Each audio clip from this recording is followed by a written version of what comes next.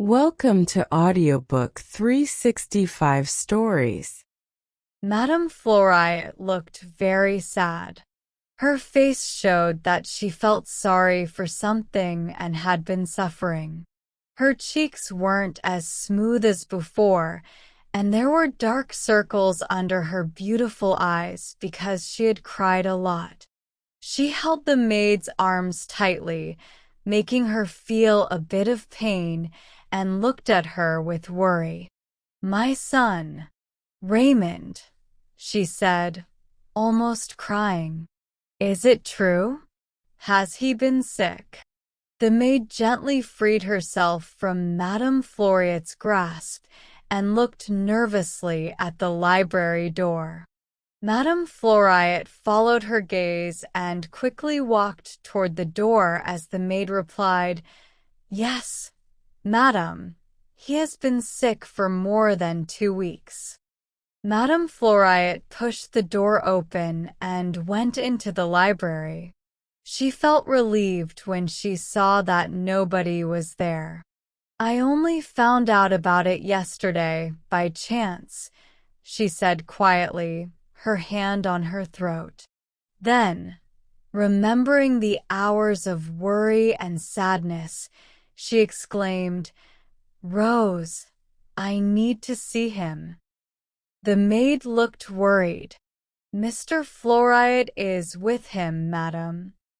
Oh, Madame Florette fled sob. "Poor little boy," said Rose, speaking gently. "We thought he wouldn't recover." The sad mother sat down in a chair, feeling very upset. "But the danger is gone now," Rose said softly. "The doctor says he will soon be better." Jacqueline looked at a photo of her son on the table nearby and held it close to her face. "My Raymond, my boy," she cried quietly. "He's grown so much. He looks so big and strong." "He doesn't look strong now, madam," Rose said, shaking her head. "I can't believe he almost died. And I might never have seen him again.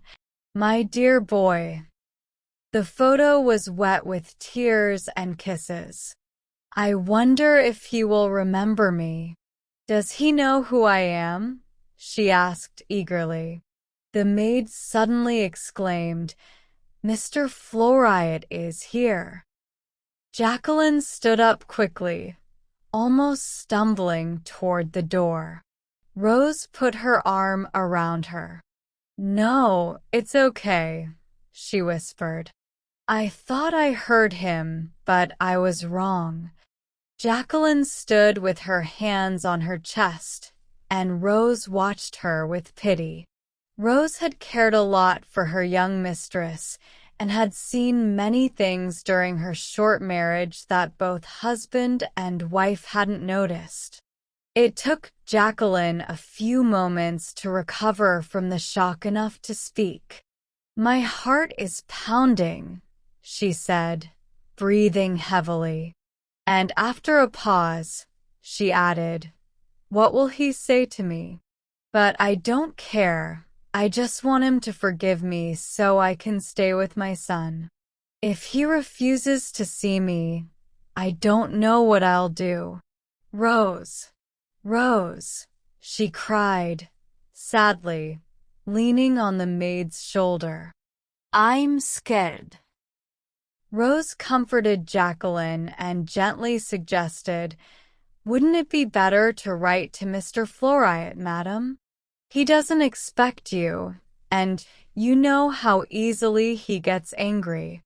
I have written to him. I've written 3 letters in the past 3 weeks, but he hasn't replied to any of them." "He didn't read them," Rose said quietly.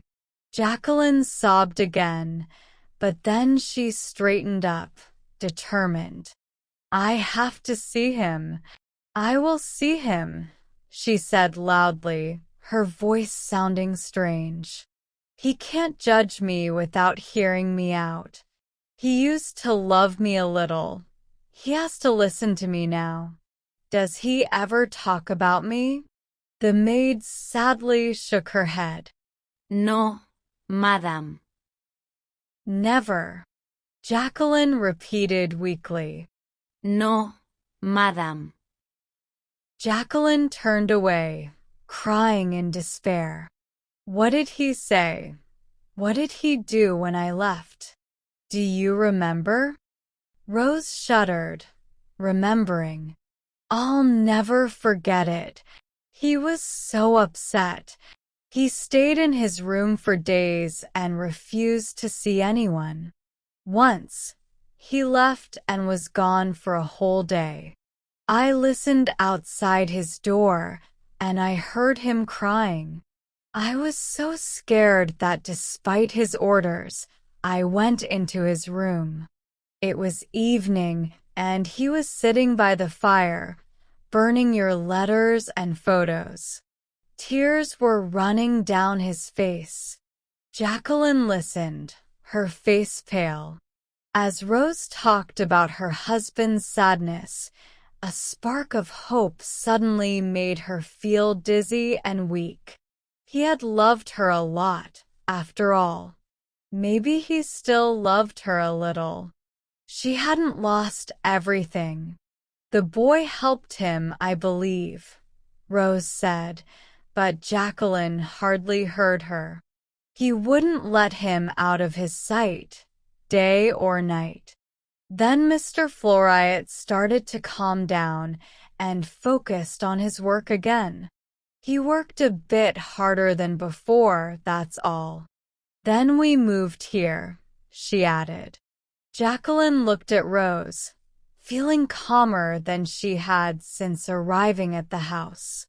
"Rose, I have to see him," she said firmly. "Go and tell him that a lady wants to talk to him, but don't let him know who it is." "But, please, Rose, I'm begging you." The maid shook her head uncertainly, but then with a resigned sigh, she went out to deliver the message. Jacqueline, her knees shaking, sank into a chair and tried to calm herself for the difficult conversation ahead. When she returned, she hadn't expected forgiveness because she hadn't believed her husband truly loved her. But hearing Rose's story of his grief had given her hope, and now her emotions were overwhelming. Jacqueline wasn't naturally wicked. She had experienced the torment of feeling fallen while still seeing herself as virtuous. Wickedness makes people cold-hearted, but she had been lively, witty, fond of laughter, and emotional. Without love, as she understood it, she felt incomplete. She had adored her husband, but eventually felt she was giving more than she received. She didn't understand the heart of her quiet, hard-working husband. Her pride was hurt, and because of it, she made mistakes that led to her being separated from her husband and son. Her son. For 2 years, she had thought of little else, dreaming of the moment when she could hold him close to her.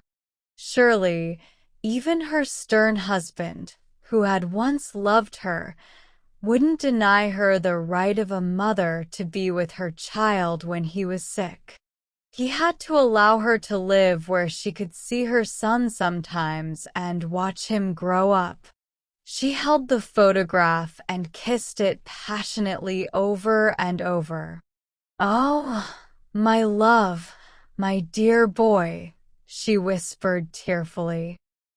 "If it weren't for you, I—" A nearby door opened quietly, and her husband entered the room.